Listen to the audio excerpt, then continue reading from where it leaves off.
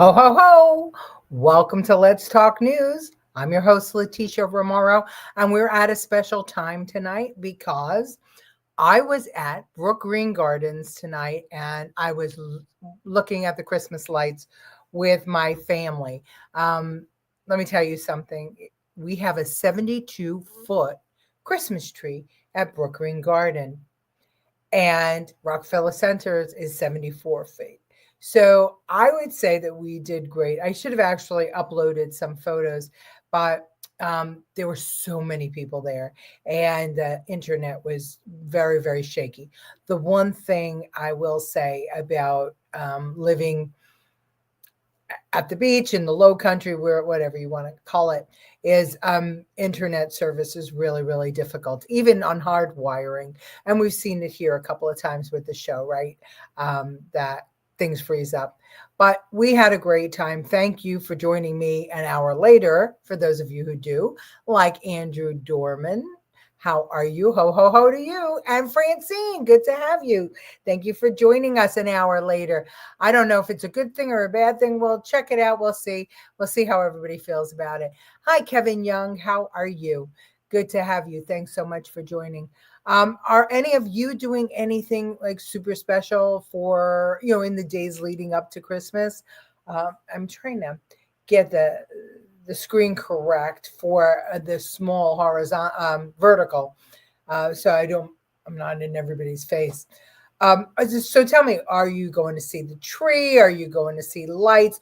We have a lot of great things. We have a drive-through Christmas light show, which is fantastic down here, and we're going to see It's a Wonderful Life, the play. I'm looking forward to that. That's going to be on a Friday somewhere. And then we're doing also the what are we doing?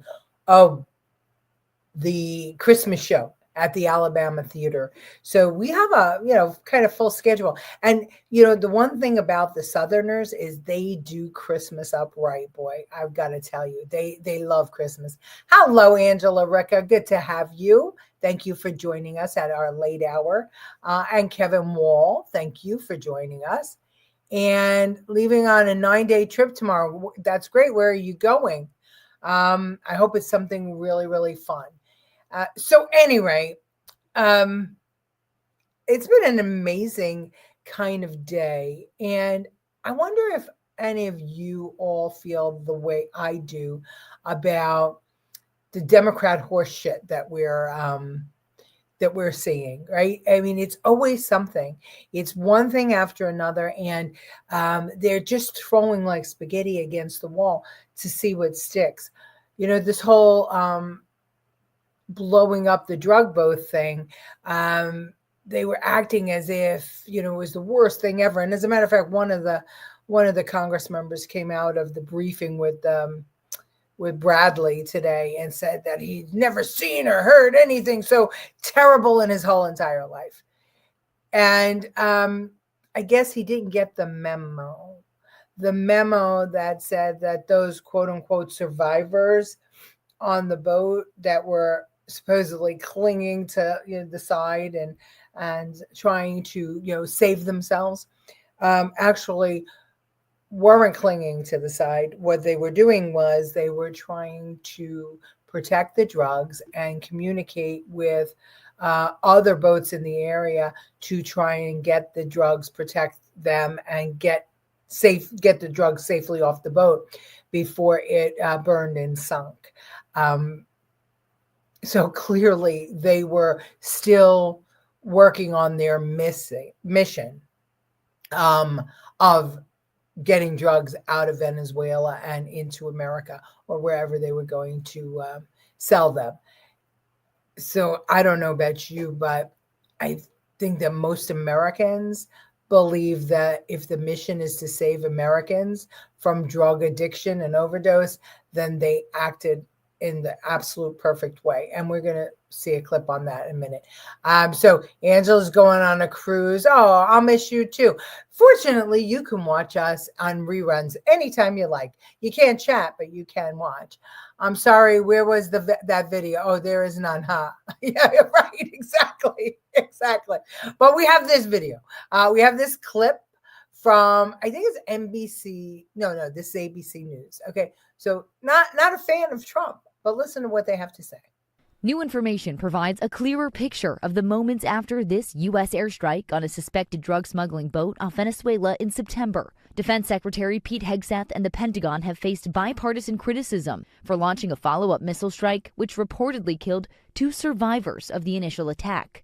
International law prohibits killing enemy combatants who no longer pose a threat. This rises to the level of a war crime if it's true. When people want to surrender, you don't kill them, and they have to pose an imminent threat. But now, a source familiar with the incident says the 2 survivors climbed back onto the boat after the initial strike.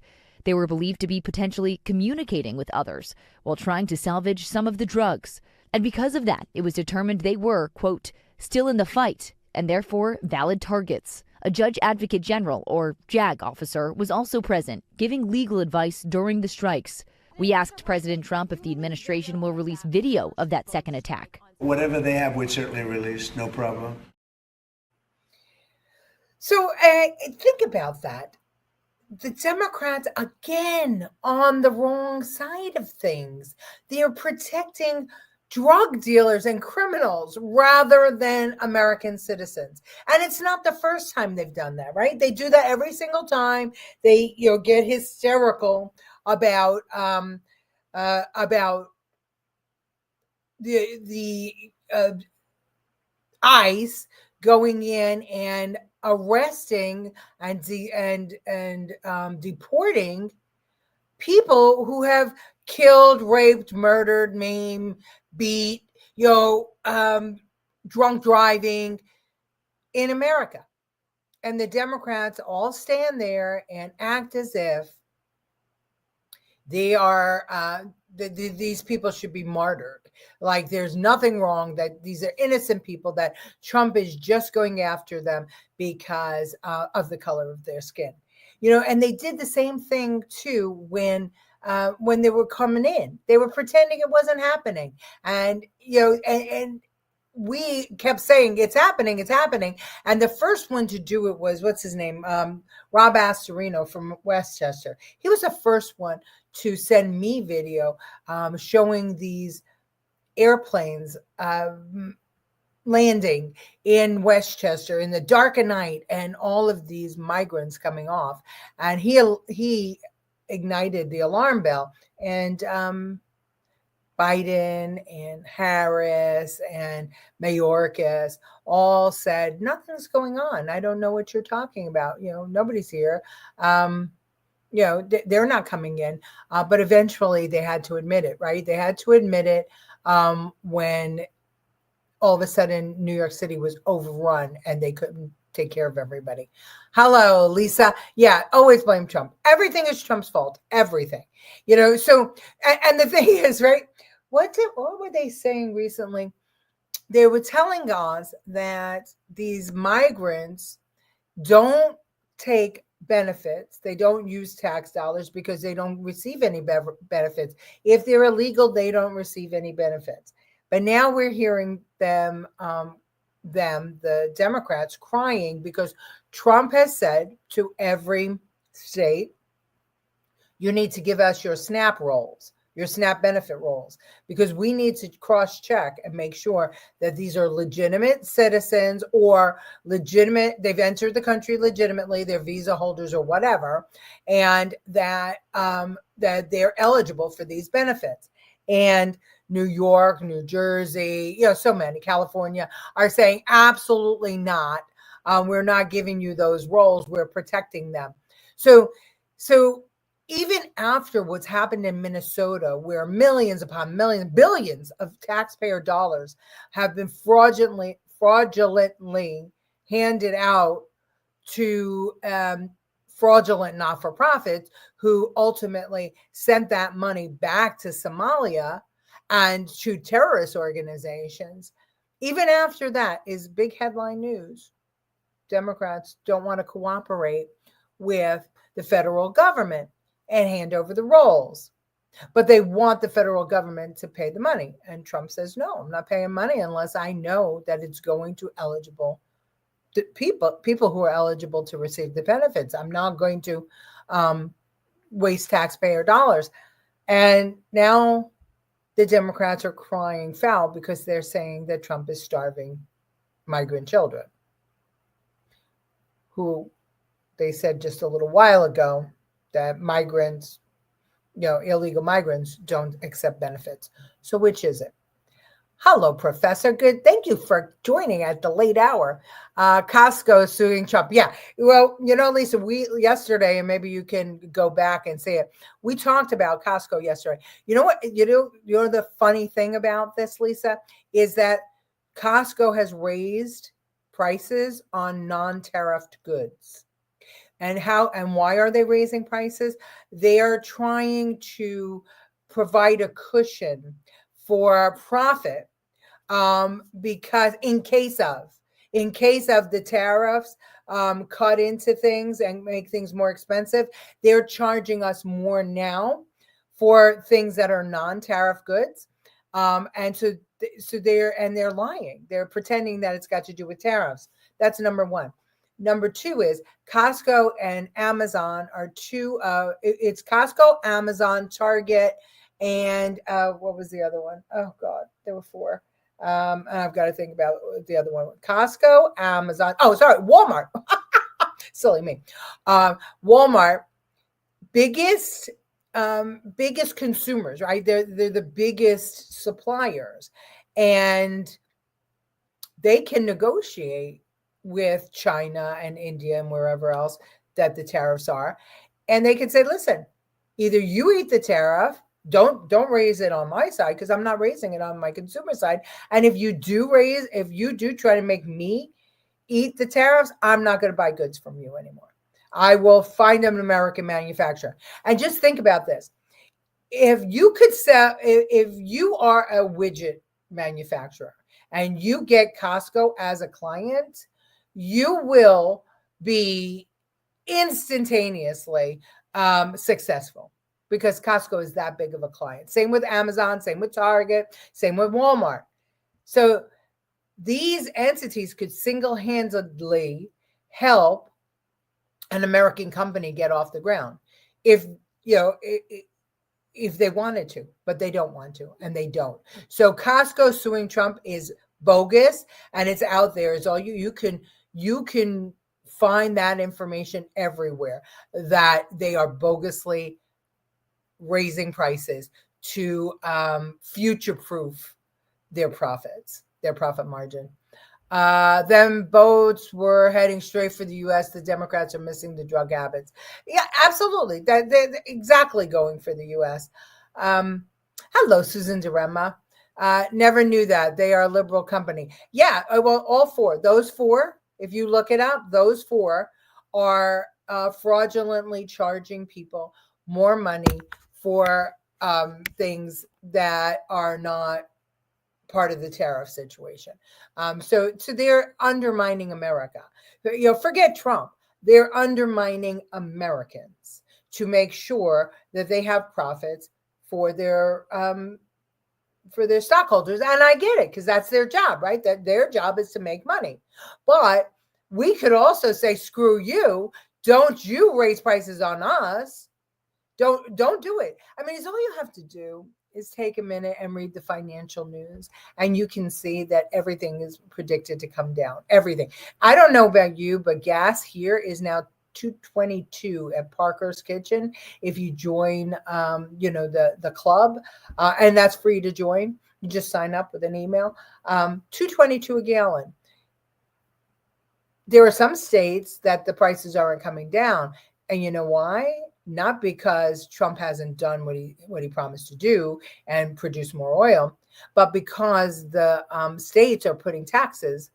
Some states, I think Washington State, 60 cents on a gallon taxes. 60 cents on a gallon. So, we have to just use our head. And it's so ironic to me that the Democrats will say that the Trump voters are not intelligent and don't use their head. And I think that the Trump voters are probably the smartest voters, because we don't do the groupthink stuff. we actually do our research. Boycott them. Yeah, I listen. I wouldn't boycott them straight out. You know what I would say? I would write letters to the CEOs, and I would post things on social media and really target them. Tag them. Say, why are you raising our prices even on?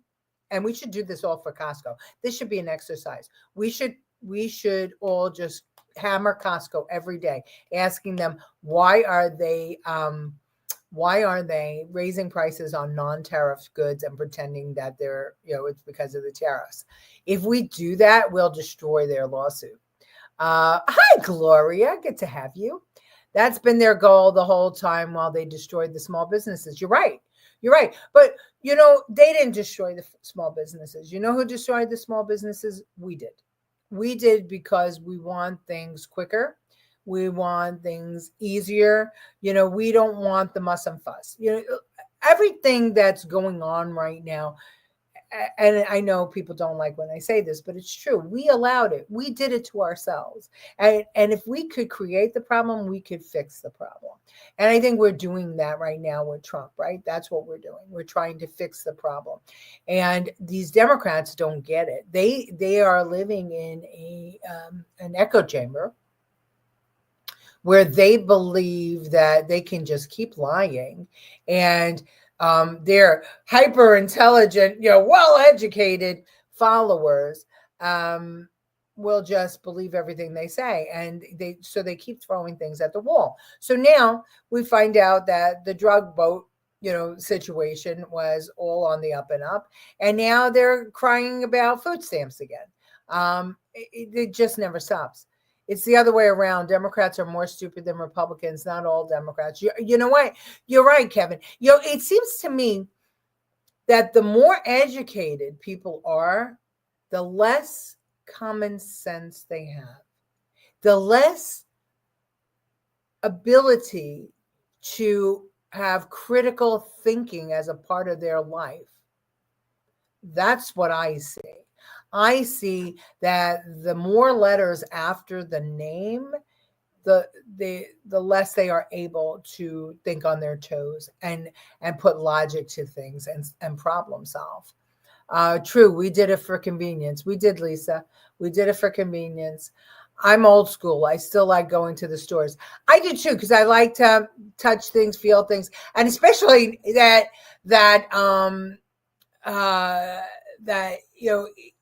it costs so much money now to return stuff. Not on Amazon. They still do it free. But they're putting, do you know stamps are 78 cents? Did everybody know that? Last year I paid, I think it was 56 or 52 cents for stamps for my Christmas cards. And this year I just went, I said, give me 100 stamps, $78. I said, what? Wait, it's regular stamps. Yeah, that's what, 78 cents a piece. How is it that we are giving billions of dollars to other countries so that people can have sex change operations in these far out countries, but we can't run a post office efficiently where it doesn't cost almost $1 to mail a Christmas card? Are you kidding? I can't. I can't. No Epstein talks. Yeah, crickets. Yeah. Well, that'll come back too. Everything comes back, Angela. Send people back to the 40s and let them learn. It's the fact that we don't ask people to think anymore because we have AI everything, right? We can, like I said, the show yesterday, we talked about Costco and Target and all that, and them raising prices on us. I found that through a series of, I start with Grok, which is the Twitter or the X AI bot. I start there, and then it gives me news sources, and then I go through the news sources to see, what's true and what's not. But I mean, that kind of research in the past would have taken me days, and I used to do it. Remember, we only had the show when it started; it was once a week because it took me all that week to get together and make sure that what I was reporting or talking about was actually factual. Now I could do it in 10 seconds. I mean, literally, you just need to know what to ask, what questions to ask. So if we are not teaching our kids how to think critically, of course, we're we're going to have doctors who can't figure it out. Has anybody been to the doctor lately? They look everything up on the iPad, and then the insurance companies tell them what they can and can't do to treat you. It's kind of crazy. Uh, AI dehumanizes it. It sure does. Sure does. Yeah. Okay. Google. So Google is now AI too. And the only interesting thing, Lisa, if you Google and then you Grok, 2 different answers, and then you Alexa, 3 different answers. Very, very interesting about who trained the AI.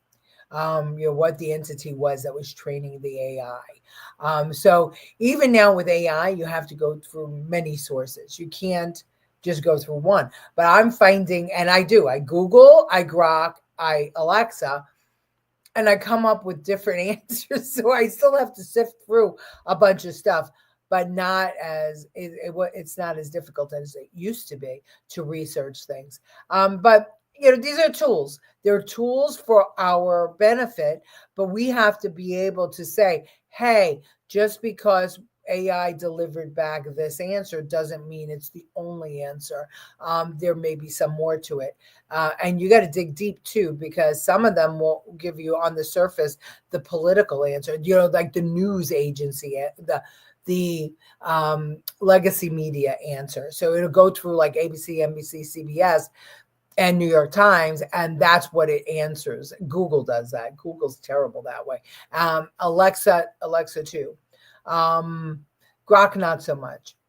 It really is. It's crazy. But I remember as a kid, when we were in school and calculators came out and we weren't allowed to use calculators. We had to be able to add, law and show our work,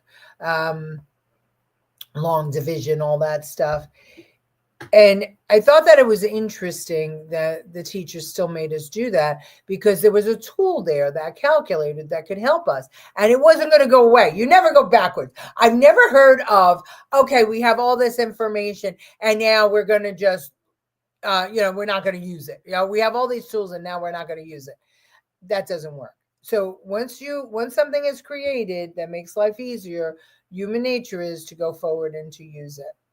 But we have to still have the basic principles. So I'm all for teaching young people how to do math on paper and then check their work with a calculator. I'm all for that. It's important. And we need to teach kids how to use the tools that are in front of them.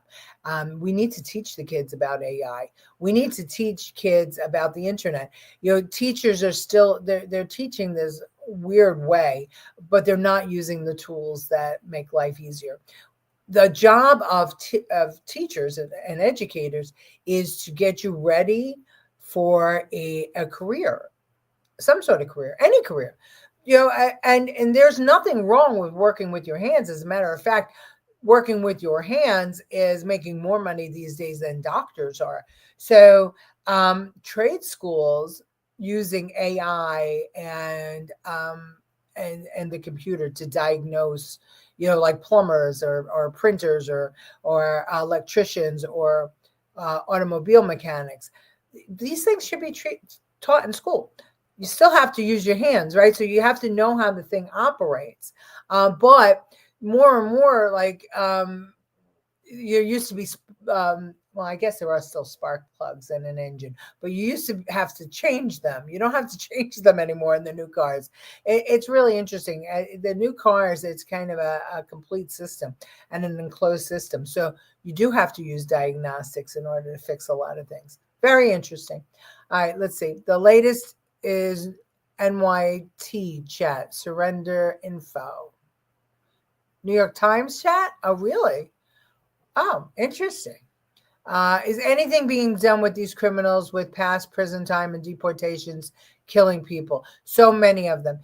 So Lisa, yes. I mean, Trump has deported, oh gosh, if you go on the immigration website, and go under deportations, you could see a lot of them are being deported. I can't remember the number. I want to say we had 1 million self-deport, but those weren't criminal. Well, we don't know if they were. They might have been. But I think it's up to almost 700,000 people who were found to have been gang members or past criminal records or now have committed crimes in the U.S. have been deported. But it's very hard. I mean, could more have been done by now? Absolutely. But it's like Trump is in quicksand with all these judges and all these lawsuits and everything else. Everything is slowed down. So, I mean, look at Garcia, the Maryland dad. Albrego Garcia. It took forever to get rid of him, and I'm not even sure if he's gone yet. I can't remember. So something's being done. Is it being done as quickly as we like? No. I can't believe I've been talking so long. Let's talk about what did happen today. The FBI finally got the guy who planted the pipe bombs on January 5th. Let's watch. Early this morning, Brian Cole Jr. was arrested and charged with placing the pipe bombs at the RNC and the DNC on January 5th, 2021. He has been charged with violating 18 U.S.C. 844, which is use of an explosive device. This investigation is ongoing. As we speak, search warrants are being executed, and there could be more charges to come. I'm going to let our U.S. Attorney discuss that shortly.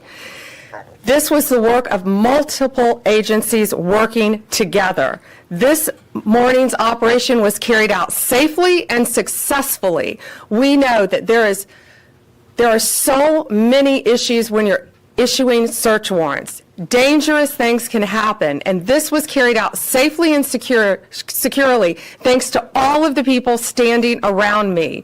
They have worked tirelessly on this. So, the interesting thing about this arrest is that they didn't get new information. The information that had already been obtained by the FBI under the Biden administration, they just looked it over again and actually did real police work, and they were able to find this guy. And I am waiting with bated breath to find out the connection, because as many of you know, I was there on January 6th, and what I saw was way different than what we saw on TV. Now, albeit I was on one side of the Capitol building, and we left when all of the when they brought in a whole bunch of police and riot gear, but everybody on the side that we were on were very, very peaceful.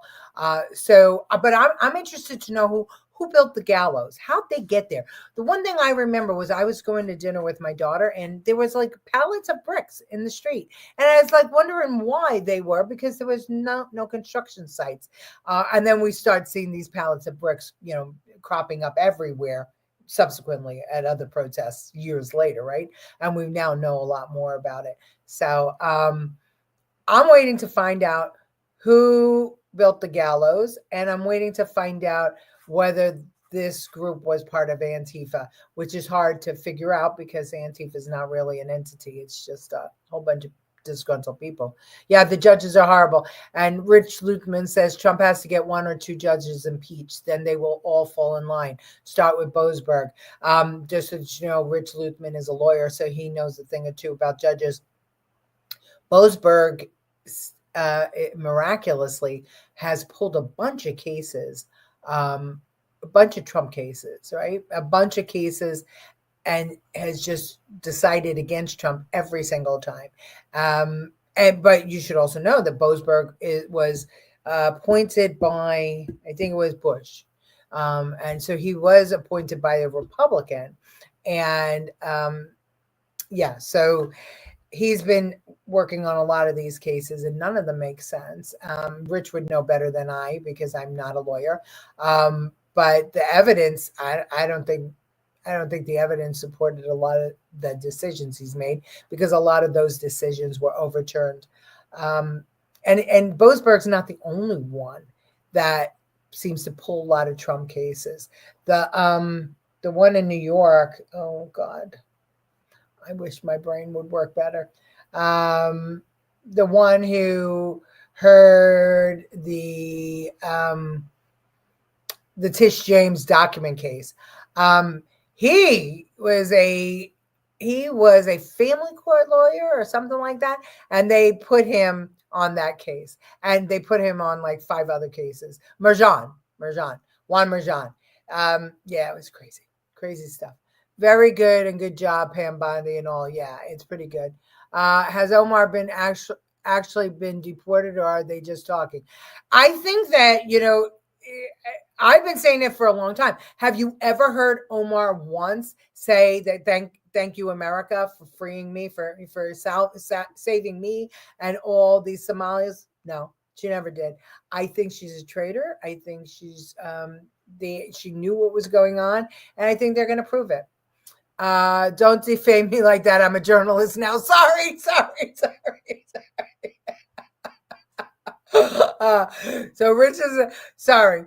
Yeah, as I recall, he was a pretty goddamn good lawyer, but I would prefer to be a journalist too. I'm a recovering political consultant. So, all right, well, we're over. I don't know how we did that because I have a big mouth. So thank you all for coming on, and I will see you. No, I won't see you tomorrow. I'll see you Sunday at 8. Okay, back to our regular time. Love you all. Bye.